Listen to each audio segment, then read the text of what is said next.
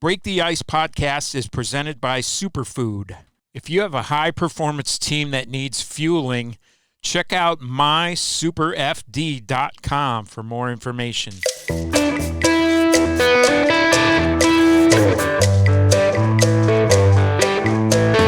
Everyone, welcome back to Worldwide Break the Ice headquarters here in Arlington, Virginia. Back with another episode of Break the Ice, joined today by Center Dylan Strome. We're here in the Posh Studio Complex along with producer extraordinaire Zach Garrett.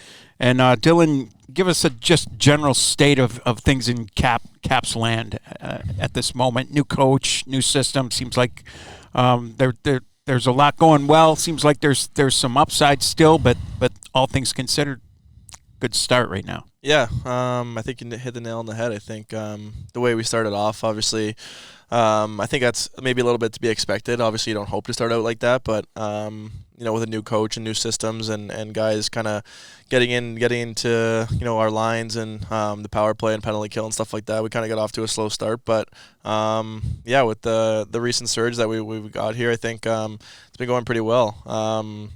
Can't pinpoint the exact game that it turned around, but you could really feel it. We started to play pretty well, coming back against Montreal, then we lost to Toronto. And then after that, we kind of found our game, found a little bit of a scoring touch, and started to get some goals. Got some great goaltending, and nice little stretch here of 8-1-1 in our last 10. So got to keep it rolling, and it's always nice to get out to a good start. In my career, unfortunately, I've got off to some pretty bad starts over my 6 or 7 years in the NHL, and it's nice to get off to a good start. You don't have to play catch up the whole season, and you're kind of sitting in a pretty decent spot. So. Not that we have wiggle room, but it's nice to get out to a nice record where you're a lot above 500. Yeah, I think people underestimate the importance of getting off to a good start in this league and just not having to chase the standings. The Edmonton boys will tell you that this year for sure. But here we like to go back, spend some time talking about how the career has evolved and developed. You grew up in Mississauga, and obviously the middle of three brothers, all of whom play pro hockey. But what are your earliest memories of the game? I know talking to your dad, he played when he was young, but he was sounded like he was more of a lacrosse guy. Yeah, he was a lacrosse guy. We, with three boys, especially in Toronto, the Toronto area, it was hockey all the time, obviously. We all played for the Toronto Marlboros growing up, and all 7 years of minor Adam to minor midget, we all played for the same team, same organization. All different years apart. A lot of hours as I logged at the rink for my parents and grandparents and friends. On the team that were helping us drive to the rink or getting there or whatnot. But I would say my earliest memories of hockey are probably just playing mini sticks with my little brother. My older brother is 4 years older, and my little brother is only 2 years younger. So. A lot of time spent with Matt, playing mini sticks, playing one-on-one, playing in the driveway, playing wherever we possibly could. Always usually turned into a fight of some sorts, but we had a lot of fun. I think just the competitiveness, drove us to try to be great, and we're fortunate to, like I said, to play on a really good minor hockey organization where winning was expected. It's kind of like if we lost a game, something went wrong, or other teams were usually gunning for us, and they knew it. And when the Marlies were coming into town, it was it was going to be a good game, and we always had good teams. So I think we just built that winning culture within us, and growing up, and fortunate for us, we got drafted pretty high to the OHL, and we all had, three different situations, but we were all, in great spots and live with great families who we're still close with today, and kind of just set us up for success in the future. The Toronto Marlies name obviously has been around forever and carries a lot of weight and cachet, and you hear a ton about the youth hockey system in the greater Toronto area. Is it as cutthroat as people paint it? I think when you're like a kid, you don't really see as much of it or hear about it as much. You're kind of just so focused on playing hockey. You're just a kid going to school and then going to play hockey. So I think obviously there's a lot of politics that go into it, and I'm sure there even was back when I played. That just try not to, here I think our parents did a good job of kind of not letting it interfere with our hockey. I had kids on my team that were moving in from Peterborough or from, we had one player that came from Ukraine that played for our team in minor midget. So Belarus, not Ukraine, Belarus, and just, you know, I'm sure there was some politics that went into that. I'm sure other teams weren't happy that we were getting guys. You're supposed to get guys only from, you know, the Greater Toronto area. But I think every team kind of figured out a way to, you know, kind of finagle the system and get try to make the best team. Yeah, it's very, very competitive. You know, a few fisticuffs were thrown in the crowd at some of the games back then, but. No, it's competitive. Hockey's a big part of Canadian culture, and no, I'm very proud to be Canadian, and you know, I wouldn't want to have it any other way. And you alluded to the you know, 3 boys and trying to get them all to games and such. I think you told me too that one set of your grandparents lived fairly close by. And that had to be a massive help to your parents. Yeah, for sure. They still do. They live right around the corner from my parents. My parents are still in the same house that they were in, you know, ever since I was born. I think they bought it when my older brother was 2, and they're still in there to this day. And my grandparents live right around the corner. So, yeah, lots of trips. Usually it was, you know, mom taking you know, one son to hockey, dad taking another son to hockey, and grandparents taking the third brother to hockey. So no, very fortunate that we had lots of help growing up, and we try to repay them whenever we can or however we can as we've gotten a little bit older, and we have you know, we have our own kids now, and you know, they love being grandparents or great grandparents. So a lot of family visits together in the summer, and we all live really close to each other. So it makes for some fun Sunday afternoons and some fun pool days and some barbecues. So I know everyone in our family loves it, and you know, they're always very respectful of our careers and of, you know, how we've worked to get here, and you know, they're very, very supportive. When you went off to Erie, Pennsylvania to play in the OHL, you're essentially playing in a different country, but only a few hours away, I guess.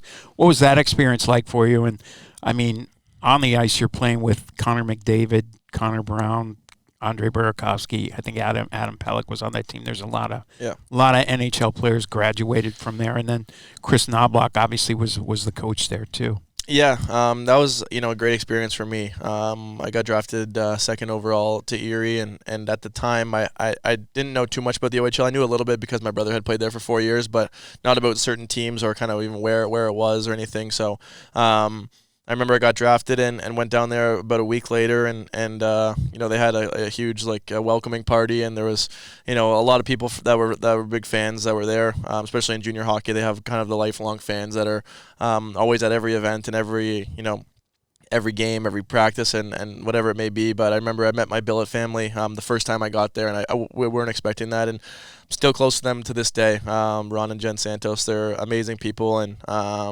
you know, they're sending gifts to my daughters now, and they text me the odd time that they can't believe I have kids now. Going in there just as a 16-year-old kid, like, probably still had braces at that time, I think, and you know, it's kind of crazy how it works. You kind of just grow up, and you know, they were such a, you know, a tight-knit family. You know, we ate dinner together as a family every night, and really made me feel like I was at home. My older brother and younger brother only played like about 45 minutes away from home, and I was about 3 hours, just over 3 hours. Yeah. So not a crazy long drive, but a little too long to just kind of pick up and go home for the day. So didn't have that luxury. So especially cross country too. So or switching, you know, borders, going over the borders. So I got used to living away from home, and luckily I had such a great family that was there to help me, and like you said about the hockey wise, just unbelievable players that I got to play with in my first year and throughout my 4 years there. Couldn't have asked for anything more. Capped it off with the championship in the last year, which was kind of come full circle. We made it pretty far every year, but that last year was pretty special. As you were growing up and playing through the system and improving, and your older brother was doing the same, at what point did it dawn on you that, wow, you know, I could wind up playing in the NHL? Yeah, I think especially from Toronto, I would say it's probably, you know, going into my minor midget year. So that's when you're 14 turning 15, or 15. And you kind of start to see some of the, you know, the mock drafts, and you know, you see scouts at your games and things like that, and you know, you have an agent at that point. So I think it kind of starts to become pretty real then. And then, you know, I think the OHL is like almost like a mini NHL, where it's pretty much the same thing, where you know, you're traveling to road games, you're staying in hotels, you're living away from home. Maybe it's not as much freedom as in the NHL. Obviously, you're a grown man at this point, but very similar. So I think I would say when I was about 15, I think just like I said, seeing those mock drafts and then getting drafted, and then you just kind of start to you don't get paid pretty much at all in the OHL, but you get your $88 a week for gas money or whatever it is, and your billets kind of take care of you for the rest. So like I said, going back to them, I can't thank them enough, because having a 16-year-old hungry hockey player in your house, I know I was a lot of late night snacks, and a lot of she would make dinner, and then I would go up and have another dinner at 12 o'clock or 11:30 when I was still hungry. So you kind of just grow up, and I think that would be the kind of the start that I feel like especially after my brother got drafted in 2013, I kind of was like, okay, he can do it. I'm kind of following the same footsteps. And I try to just do whatever he did. I was going to ask you that. So he was drafted in 2011. That draft was in Minnesota. Did you go, the whole family, go out for that? Yeah, we went there. Yeah. I mean, how much of an awakening was that? Just the whole process, being there and seeing that and thinking, that's me in 4 years. It was awesome. It was great. I guess I would only been 13 at that point, so 14 maybe. So I was still playing minor hockey, still maybe grade 9 or even grade 8, and just growing up, I became like Ryan Strome's brother. It was pretty cool. Everyone was talking about it. I remember, I got all the Islanders hats and all the sweater or whatever I could find, and I was just so proud that he got drafted. And it was such an awesome experience. Like, obviously we never had experienced that before, but going there, we watch the draft every year. James Duthie and Bob McKenzie on the panel, and when you get drafted, you get to put the sweater on, you get to go do that interview, and those are things that I remember that I wanted to do so bad. And when he got to do it, it was like so cool. It was just you're mesmerized because you watch it so many years in a row on TV, and then you're finally there. And even though it was my brother, it was like I was like starstruck at everything I was seeing. So 4 years later, I was in Florida and kind of doing the same thing, and definitely nerve-wracking for sure, but luckily didn't have to wait too long, and I was really happy. Well, you alluded to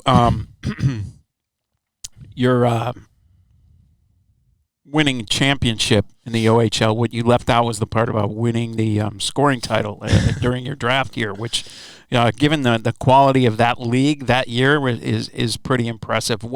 When you look back on that and you see the guys the names surrounding you and just the names in that league that year, what do you think that's going to mean to you someday? Yeah, that was special for sure. I'll never forget Chris Knobloch, my coach, in the last game of the year. We were playing against Niagara, and we were already secured a playoff spot. We couldn't move in the standings, and I think Connor McDavid was a little bit sick or feeling under the weather, or kind of just wanted to rest him for the playoffs. And I was 3 points behind Mitch Marner, going into the last day. And I remember Chris Knobloch came in the room before the game, and we had 49 wins in the season, and 50 wins is kind of like a big thing in the OHL because you only play 68 games. So he said, obviously we're going for the 50th win tonight, everyone, and we also got something else to play for. And he mentioned to the whole team that I was 4 points away from getting the scoring title, and just something that sticks out to me, just of how great of a coach and how good of a mentor he was to me growing up, and that's something I'll never forget. Probably the best game of my life I've ever played, and I remember I had my parents in there after the game, and got the game sheet and a couple pucks from that game, and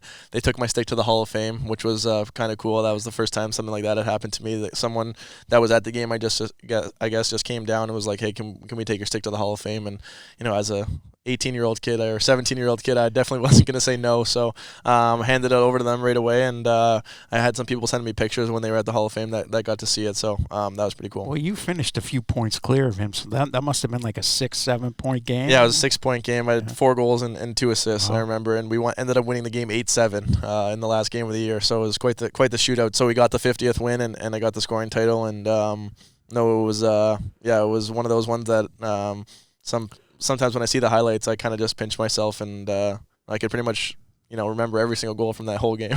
Well, the draft year that year too, like that's a really thick draft, the 2015 draft for me. Looking back on it now, especially, what were your thoughts on where you were going to go going in? Because everybody knew who was going to be 1, 2. Yeah. But there was a whole cluster of guys that could have gone from 3 to Yeah. I don't know where, 15 or so. You're exactly right.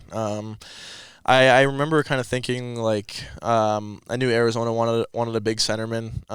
They kind of that's something that was always talked about in the media, how they kind of missing that that big lefty centerman that that kind of in the Western Conference especially, like you had guys like Thornton and Kopitar and Taves and guys that were had won all these cups or had been so dominant in the Western Conference for so long. So I know Arizona was looking for that, and then Toronto was the 4th pick, and Carolina was the 5th pick. So I really felt like after, if I didn't go to number 3, I'm not sure where what would have happened. Toronto would have had to decide between myself, Marner, or Hanifin, or whoever went 3, and that's something that I'm glad I never had to kind of sit through and go be kind of waiting, and I was really happy to be picked there, and everyone has their own path to the NHL, and that's what kind of started mine. So that was a very, very good draft, and I played with a couple of players that were in the 2003 draft, and I like to say that the 2015 draft is stronger, but maybe that's just a little bit biased. But I remember telling Seabrook about that, because I think he was in the 2003 draft. I think he was, yeah, which was a good draft as well. Yeah, really, it was pretty good. Really good one. Well, would you have been cool with going to Toronto and playing locally? I think, I was definitely happy to go to Arizona. I just know how much pressure is put on every first-round pick that goes to Toronto. Yeah. And, especially being such a high pick and being from the area. That's kind of why I feel like it's even more special what those guys in Toronto are doing now with Matthews and Marner, and Tavares being a signing. Yeah. They obviously wasn't drafted there, but signing there, and how well they've outperformed their kind of where they've been drafted or their contracts. So I think my life would have changed a lot more than it did if having me drafted Toronto. I would have had to adjust. Definitely things would have changed, but I was very happy to. I think at that time also, you kind of just want to you work your whole life to get drafted, so you want to go as high as you can. I'm not really thinking about the spot or the position. So you work your whole life to get drafted as high as you can, or maybe looking back on it now, maybe I would be more concerned about the fit or with what team I was going to, or position, or whatever it may be. But I think in that moment when I'm 18, I was just I wanted to be the highest draft pick I could be possible, and that's kind of what I was working towards. So what was Arizona like when you got there? And obviously it's different from what you grew up around. Total hockey hotbed in Toronto. Arizona, not so much. But what was the experience like when you show up there for rookie camp, training camp, all those sorts of things? Yeah, I think I've looked back a lot on, I've reflected a lot on it. I think I was just going in, I was just immature. I was just an 18-year-old kid going to Arizona. The weather was beautiful. We stayed down there for most of the summer, one year, and golfing every day, and hanging out with and meeting some friends that were drafted there at the same time. So, I think it was something that I felt like I had a great camp my first year. I scored in my first shift in my first preseason game in Staples Center. It was a 5-on-3, which was where I think they got a tripping penalty, and then as soon as they won the face off on the penalty kill, they shot out a play. So a long 5-on-3. So a long 5-on-3, and it was my first shift, and I scored, and I celebrated a little too hard, and I remember Drew Doughty said something to me when I was going by. I definitely looking back now, I think I was just like I said, a little immature and only 18, and definitely celebrated a little too hard for a preseason game, but you're kind of just going off raw emotion at that point. It was my first time putting on a Coyotes jersey in a real game, so it was something that I won't forget. And just Dave Tippett was there, and they had a lot of veterans on the team. Shane Doan was there. Yeah. Mike Smith, Radim Verbata, Antoine Vermette, so guys that have been around for a long time, and a pretty older group. And to try my best to make the team, I ended up getting sent down back to junior my last day the last day of camp, the last day before everyone started to get paid, or the rosters had to be set, and it was just something that I learned a lot. I definitely got some experience, and knew what it was like, knew how fast paced it was, and then my next year going there, I ended up making the team. I got scratched the first game of the year. Then I played 3 or 4 in a row. Got my first point in my first game, which was cool, and then ended up going back to junior again, and playing the World Juniors for a couple of years in a row, which was pretty special. Yeah, I was going to ask you about that. The World Junior situation, because obviously I think that's a big deal. I think it's more of a big deal in Canada, but it's become a big deal sure. over the last few decades. Where were did you get to go to Europe or anything? Yeah, my first one was in Finland, which was pretty cool. I had never been over to Europe before. Or I think I might have been for the Ivan Halinka. I was in Slovakia, but not as big of a stage as the World Juniors, and I think that was a cool experience just because I didn't know how much other countries cared about hockey like Canada did. I thought it was kind of more Canada than U.S. and being pretty young, just kind of oblivious to the fact that other countries really do care about hockey. And maybe to this day, a top 3 or 4 environment I've ever played in was the quarterfinals against Finland in Finland at the Helsinki rink. It was like a crowd like I've never seen before. We ended up losing 6-5 to the Finnish team, who ended up going on and winning their first gold medal or second gold medal in a couple of years, and they're becoming, obviously they've won a couple more since then. They're becoming a really strong country, and they had Puljujärvi, Aho, Laine, and Olli Olevi on D, and they were a pretty special group. But I just remember that game being just insane. Like every time we got the puck, the crowd was oohing and awing, and they were cheering and chanting, and we had no idea what they were even saying. But it was just a loud atmosphere. The first time I ever played in a rink that the stanchions lit up on the boards, so it was blue all the way around the whole rink. And when you lose 6-5, there's lots of goals scored, lots of momentum back and forth. So that was a cool experience.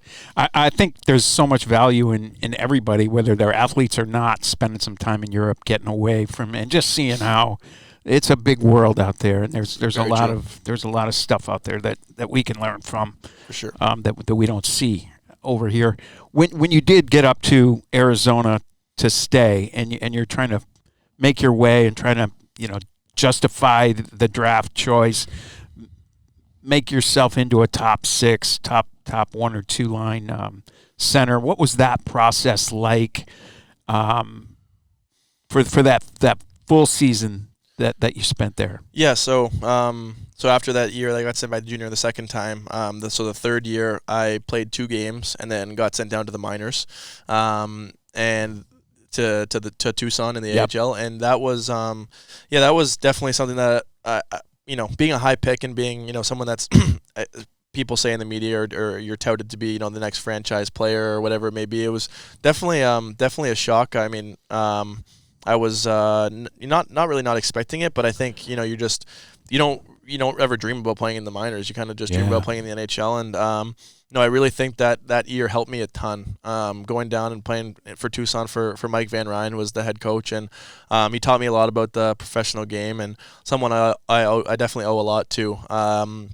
He brought me into his office a couple of times and said, we know how good of a talent you are. We know you can score goals, but at the NHL, if you're on the ice for goals against and chances against, you're not going to last very long. And he really taught me how to play, kind of on both sides of the puck and play a little bit more, defensively responsible. He even mentioned, in junior you're staying out for 2 minutes and you're playing full 2 minutes in the power play and then getting back there right out after. And in the NHL that just doesn't happen for the majority of guys. And I really had to learn that game, and I had a great year in Tucson and really enjoyed my time there. I was kind of up and down for a lot of the year. I played 50 games in the AHL and 21 I think in the NHL, and so I was up and down a little bit, and I had a good little stretch of 10 games towards the end of the season in the NHL, and kind of felt like I went back to the minors and played in the playoffs, and we had a pretty decent playoff run, and then the next year made the team and played up for all 20 games until I got traded. So I never really had that full year with the Coyotes. Played 48 games over like 5 years, 4 years I think. So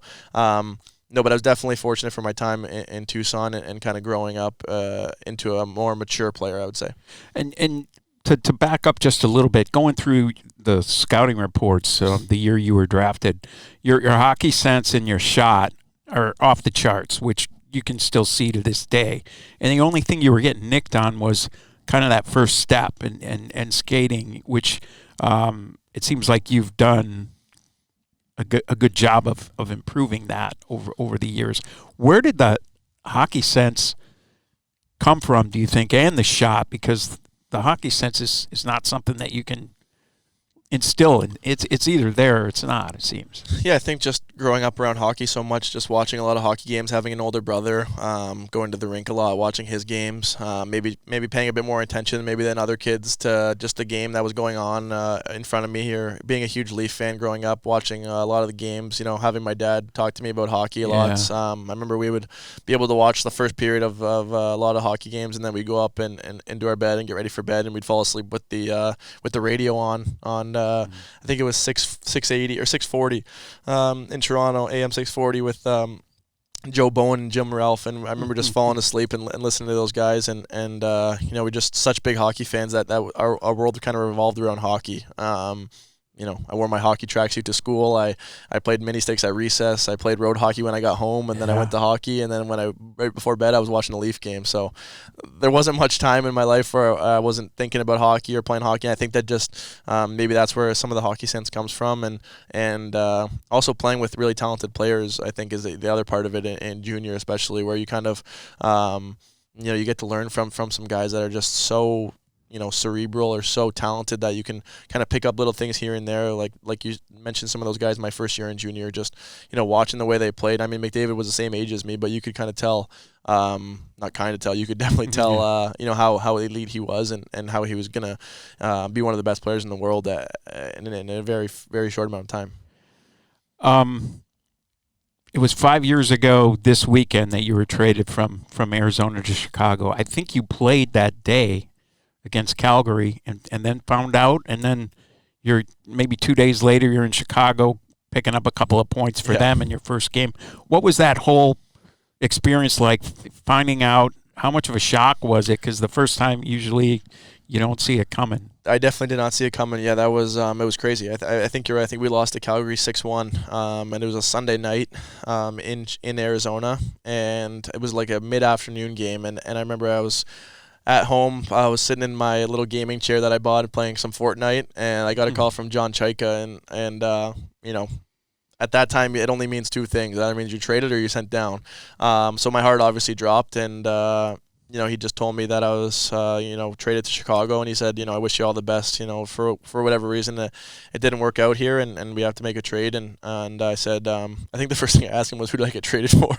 And he said, I can't tell you that. So I was kind of just sitting in the weeds, and quickly texted my parents, I remember, and the first person I called was DeBrincat. He was my junior line mate for 3 years, or 2 years at least, and 3 years on the same team, and we lived together the last year and a half. And we had some really good chemistry, a lot of points and a lot of goals, and I remember just calling him right away, and he's like, because I guess at that time when I called him, he had read a tweet from Elliot Friedman saying, Chicago and Arizona are making a trade, and then I called him, and he's like, no way, and we kind of just had the goosebumps going for each other, and it was it turned from shock to really excited really quickly, like going to play an original six market, like with Patrick Kane and Jonathan Taves and Brent Seabrook and Duncan Keith and these guys that had won Stanley Cups, and so I got traded at about 9 o'clock or maybe about 8 o'clock at night. I had to drive and meet the trainer Stan Wilson with my equipment. He brought my equipment about halfway from Scottsdale and Glendale, so we met halfway, and myself and Brendan Perlini were on a red-eye flight that night to get to Chicago, and we landed at about 8 a.m. I want to say. I felt like I hadn't seen snow in forever. It was a snowstorm that day. It was like a blizzard, and I'm like, oh, this is awesome. Like, I feel like I'm playing hockey. And went right from the airport right to the rink for practice. I remember the older guys were waiting there, and they had to push back practice a little bit because they knew we were coming into town. And so the older guys were definitely had a few things to say when we first got in there. They hurry up and get going. So had practice, met all the guys.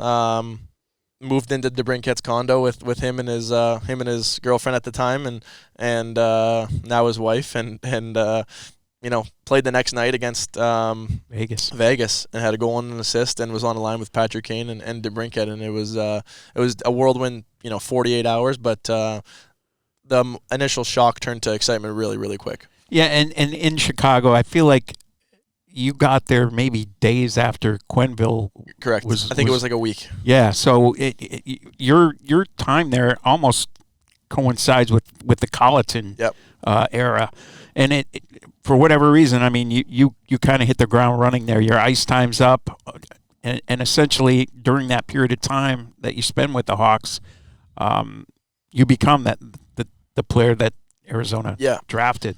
But what did it mean to be able to play with Kane and Taves, and then later on come here and play with Ovechkin and Backstrom, and Yeah. you've already played with McDavid. I mean, Yeah. I'm sure there are guys that are going to say, well, I played with Dylan Strome too. I mean, I just feel like it's one of those things where when it's all over, that's going to be a cool thing for all of you guys to look back on and say, yeah, those were good years playing with that guy or those guys. Yeah. Sometimes I definitely have to pinch myself and think like, those are the people that I was watching growing up, for sure. Arizona obviously has like Shane Doan, who's a Canadian legend.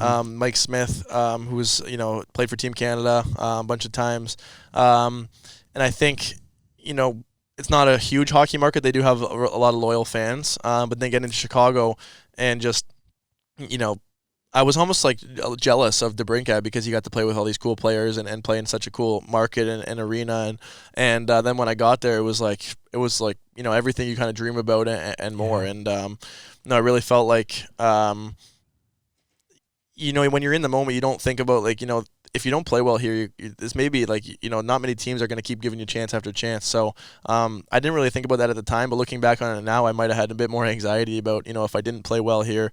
Who knows what would happen when I go to the minors or whatever might happen, or not get a next contract or whatever.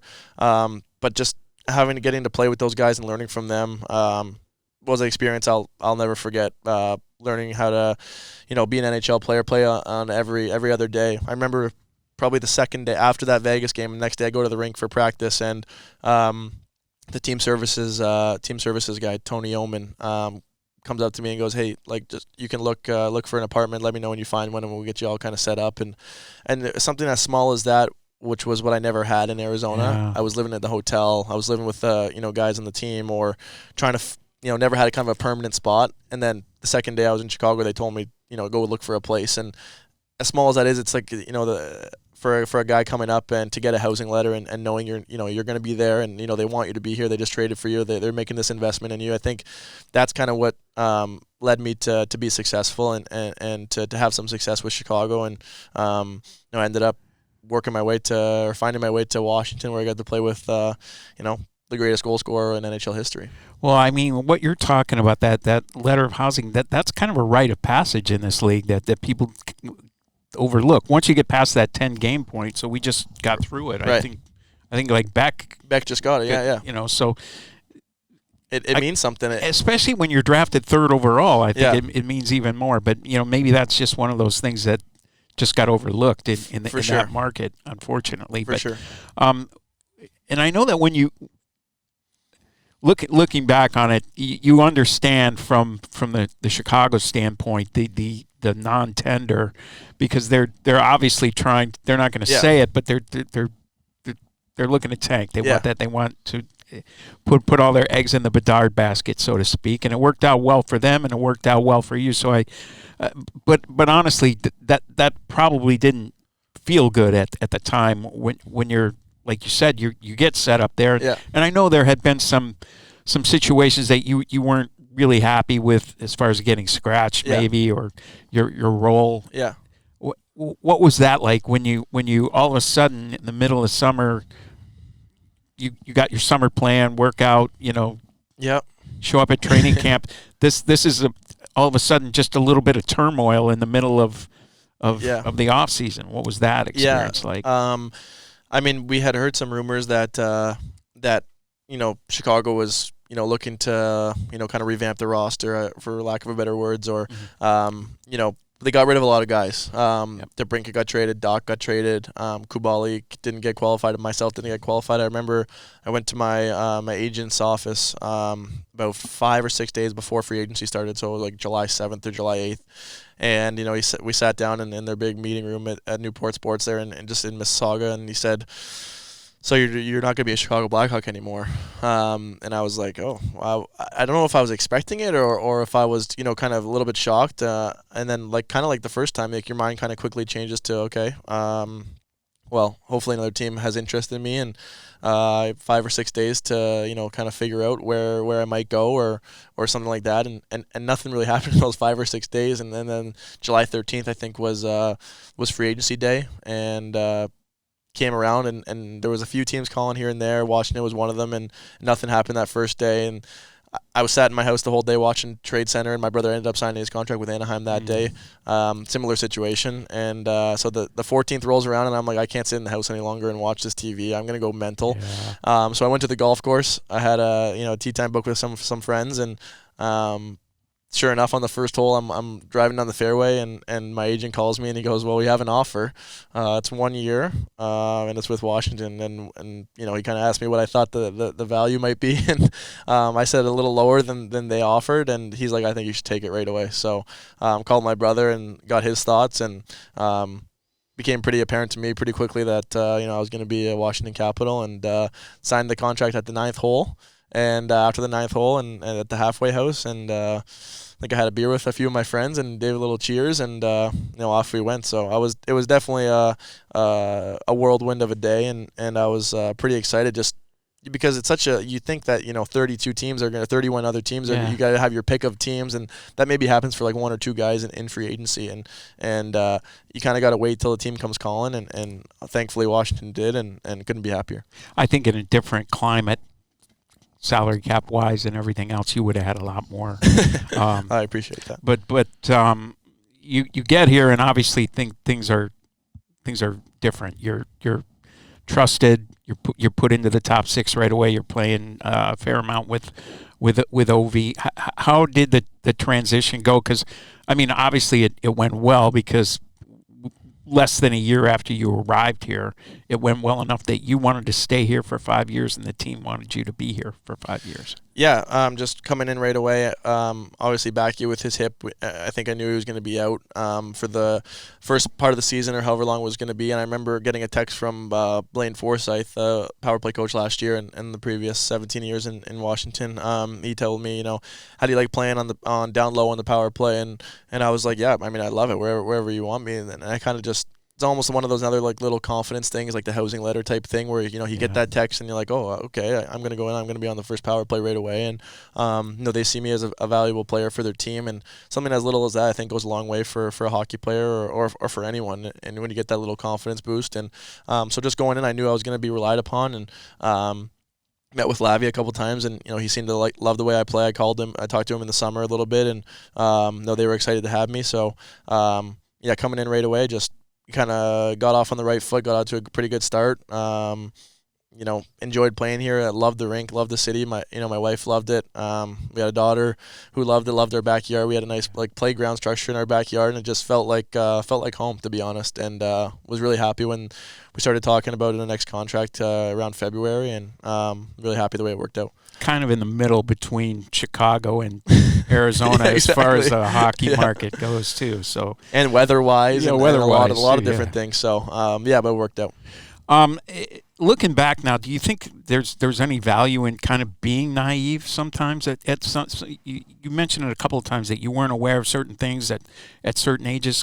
Sometimes it's maybe better, and maybe especially for you, it seems like if you think about things, do you have a tendency to overthink 100%, sometimes? 100%. I think it still goes to this day. I mean, you don't score for a couple games, you start thinking about, your mind wanders, and you never want to be in that position. But I definitely think, it goes even back to as far as like your OHL draft year when I was 15. If I was thinking about it more then, which I'm glad I wasn't, you're out there just playing hockey, and once you're on the ice, you kind of forget about everything. But there's definitely some things. It's the first time people are started tweeting at you or want to do interviews or coming to your house and meeting teams and meeting GMs and things like that. So yeah, I think it's really easy to kind of think too far ahead of things, and it's something I still work on to this day, where not thinking too far ahead, just kind of living in the moment and not worrying about what's going on from 2 weeks from now. Just we had practice today, you're worried about practice tomorrow, and you're focused on Buffalo on Wednesday, and and you kind of just roll from there. And I think that's something that I've learned and I'm still working on to this day, just living in the moment and kind of enjoying each day. And it's a privilege to play in the NHL, so I'm enjoying each day. I got a beautiful family with 2 kids, 2 dogs, beautiful wife, and I'm very happy with where life is, and the team's doing well. So hopefully can keep it rolling, and there's going to be ups and downs, but that's what you have a good support system for, and try to live your life as best you can. Well, you've done a good job, I think, of kind of surfing the waves that are inevitably going to be there over the course of a career. And one thing that stands out to me talking to your dad, he said that pretty much at every level you ever played at, you were aware of, like, the kids on the other team, you were aware of their stats. And I mean, just this conversation today, I can feel that too. And I feel like even the conversations we have about the NHL, like, you seem like a guy, I've run into a lot of guys over the years that you think that guy would make a good coach someday. But for you, it seems like you would be a GM. Yeah. You would be a guy who I could see whenever the playing gig is up. Is that something that interests you? Because it just seems like you have a head for that. Yeah, I think just with my whole life being hockey ever since I was like 2 or 3, I think I can't really picture myself doing anything different. Like we kind of just talked about, not looking too far ahead. I feel like that's something that definitely has piqued my interest, or some sort of maybe not towards analytics wise, but maybe towards working with a GM or something like that, like an executive role, scout type thing. Someone that's in the press box watching games can help make decisions. I think I love that side of hockey, and I guess like my dad said, who knew he even picked up on that as I was growing up. But yeah, I was always interested in stats and guys' points, and what guys are doing around the league, or OHL or NHL, or even minor hockey. So very, very into that kind of stuff. As an offensive guy, you want to be a guy near the top of the standings or the points or whatever it may be, and just always had a knack for trying to produce as much as I can when you're put in a great position or things like that. So just really love the game of hockey, and it's given a lot to myself and to all of my family. So any way I can give back, I try to do that all the time when we have skates or with kids or whatever it may be, or meeting fans. I meet fans out here every single day after practice. I park up there all the time, and just something that, if I was a 6 or 7 year old kid and looking to get my autograph from a player, I think it would be pretty cool to have someone come out and, be personable and be nice. And I think that goes a long way to people buying your jersey in the rink, people supporting you, people seeing you in public and being respectful. And I think that's the way my parents raised me. So I try to emulate that as best as I can. On an off night, do you still watch games from around the league? The schedules have been pretty good this year. I've got a lot of my brother's games. We're kind of on the off nights. The fact is, watch them last night. It's at 10 p.m. doesn't help too much, but definitely watching a lot of hockey. Daughter goes to bed usually around 7:30, so kind of right when all the games get going. So throw it on my iPad or on the TV, whatever, and definitely watching a lot of hockey. And I know a lot of guys in the room do too, so nice to talk about with him in the morning when the football talk gets put to the side for a little bit. We can talk about hockey, but we have a lot of fun with it, and I definitely enjoy the game. How much do you keep in contact with your brothers every day? Over the course of a season? Yeah, every day, yeah. Especially with my little brother being in Hershey, it's great. He knows all the players. We know the staff. We all meet them at camp, and he was here at camp, so definitely every day. He's grinding it out down there. Got a little 2-game point streak going on, my little brother. That. So, we talk every day. Me and my older brother and my younger brother, we're in the same football pools. We're in the same fantasy leagues and things like that. And whether it's me and my brother, or me and my brother and my dad, we're talking every day about something to do with hockey or sports or just life in general. We're sending pictures of the kids and stuff. So it's we got a really close family, and it's awesome in the summer to get back with everyone, and our daughters love each other. So they love to play with each other, and it kind of come full circle. That's great stuff. We're glad to have you here in Washington for sure, and thanks for spending some time with us here on the Break the Ice podcast. See you next time. Superfood Performance Nutrition fuels the Washington Capitals players and staff on and off the ice. Each bite is energy-packed, highly nutritious, and engineered to boost recovery time. When they're not feeding pro athletes, Superfood is bringing the same high-quality nutrition to offices nationwide through their flagship corporate meal program, Simply Lunch. So if you have a high-performance team that needs fueling, check out mysuperfd.com for more information.